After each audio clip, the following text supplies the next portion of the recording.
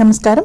వితంతువులకు కొత్త పింఛన్ జూన్లో మంజూరయ్యే అవకాశం ఉందని తాడేపల్లిగూడెం అసెంబ్లీ నియోజకవర్గ తెలుగుదేశం పార్టీ ఇన్ఛార్జ్ వలవల బాబ్జీ వెల్లడించారు.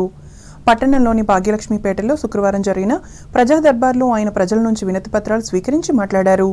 ఇందులో మొత్తం 52 అర్జీలు వచ్చాయి. రేషన్ కార్డులు, పెన్షన్లు, ఇళ్ల స్థలాలు వంటి అంశాలకు సంబంధించిన దరఖాస్తులు అందాయి. జూన్లో వితంతు పింఛన్లు, ఆ తర్వాత వికలాంగులకు, అనంతరం వృద్ధాప్య పింఛన్లు కొత్తవి మంజూరు అవుతాయని పార్టీ వర్గాల నుంచి సమాచారం ఉందని ఈ సందర్భంగా బాబ్జీ తెలియజేశారు. దర్బార్ కార్యక్రమంలో భాగంగా ఈరోజు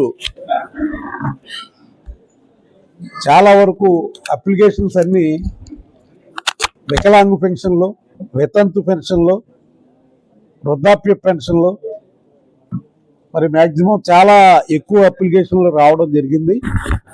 ముఖ్యంగా నిన్ననే చంద్రబాబు నాయుడు గారు మన ముఖ్యమంత్రి ఒక ప్రకటన కూడా ఇవ్వడం జరిగింది. జూన్ నెలలో ఏదైతే వితంతు పెన్షన్లు ఉన్నాయో అవన్నీ కూడా రిలీజ్ చేయడానికి ఒక కార్యాచరణ చేయడం జరుగుతుందని చెప్పి ఆయన తెలియజేయడం జరిగింది. ఈ కార్యక్రమంలో టౌను, రూరల్, పెంటపాడు మండలాల పార్టీ అధ్యక్షులు Patnala Rampandu, Parimi Ravikumar, Kilaparthi Venkatrao, AMC vice chairman Mutyala Satyanarayana, ఇంకా పలువురు పార్టీ నాయకులు, కార్యకర్తలు పాల్గొన్నారు.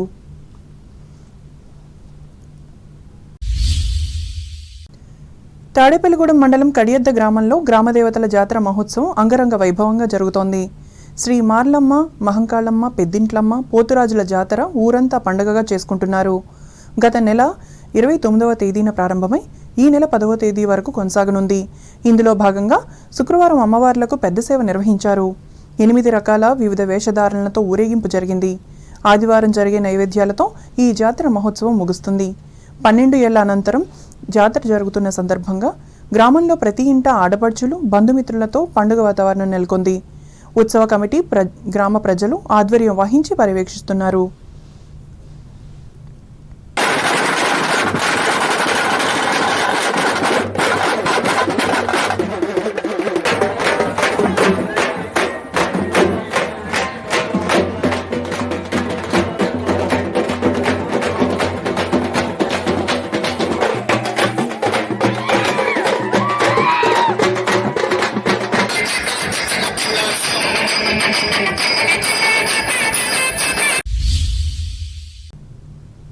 తూర్పుగోదావరి జిల్లా వార్తలు.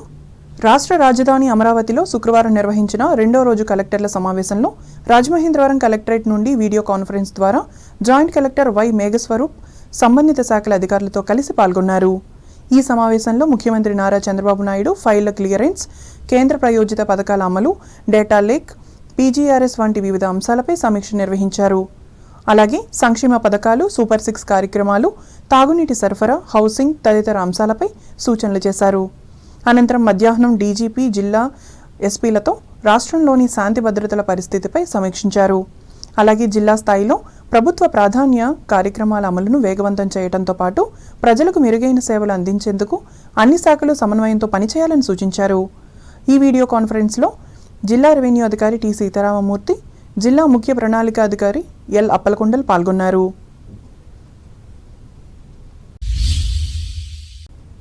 అంబేద్కర్ కోనసీమ జిల్లా వార్తలు. కోనసీమ ఆహార నిధి ఆధ్వర్యంలో అంబాజీపేట మండలం ఇరుసు మండలం నిర్వహిస్తున్న మజ్జిగ చలవేంద్రాన్ని P Gannavaram circle police inspector Rudraraju Bheemaraju ప్రారంభించారు.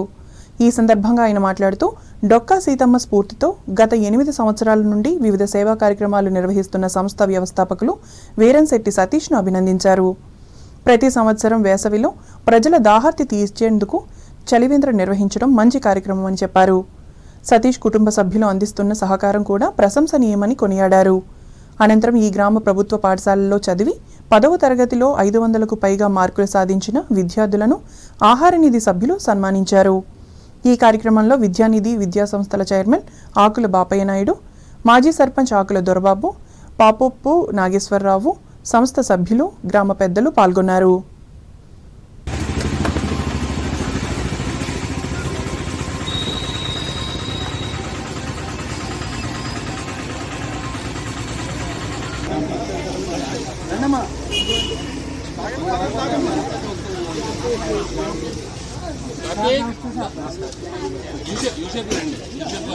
యూషేప్ రండి. ప్రజా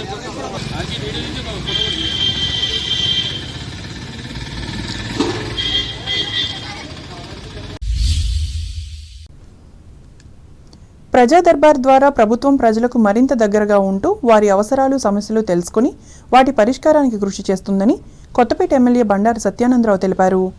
శుక్రవారం మాత్రేపురం మండలం వద్దిపర్రులో ఆయన ప్రజా దర్బార్ కార్యక్రమం నిర్వహించారు. ప్రజల నుంచి 25 వినతులు అర్జీలు స్వీకరించారు. ప్రతి అధికారి బాధ్యతతో పారదర్శకంగా పనిచేసి ప్రజలకు న్యాయం చేయాలని సూచించారు. అన్ని శాఖల అధికారులు పరస్పర సమన్వయంతో పనిచేస్తేనే ప్రజల సమస్యలకు సమగ్ర పరిష్కారం లభిస్తుందని ఆయన స్పష్టం చేశారు. ఈ కార్యక్రమంలో కూటమి నాయకులు కార్యకర్తలు పాల్గొన్నారు.